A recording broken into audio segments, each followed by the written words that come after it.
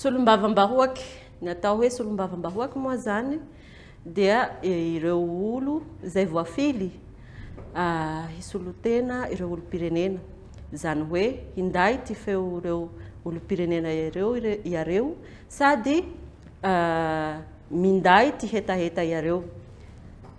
Ty andraikitry atao hoe solombavambahoaky moa zany tena hoe mpamolavola lalàna aloha ary mpampandany lalàna mifanaraka amin'ity filany ireo olo-pirenena ireo.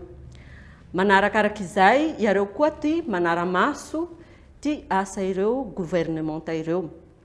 Maro ty adidy amin'ny maha solombavambahoaka azy izay hisolotena ty hetaheta ireo olo-pirenena ireo. Manahaka anay amin'ny faritsy Androy moa zany maro ty hetaheta ireo vahoaka ireo ka izay indrindra ro tena ilainy amireo solombavambahoaka ireo moa zany.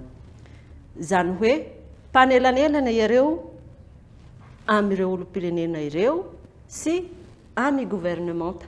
Zany hoe manany andraikitsy mafonja ho amin'ny fanatanterahany atao hoe politika mpanjakana moa zany.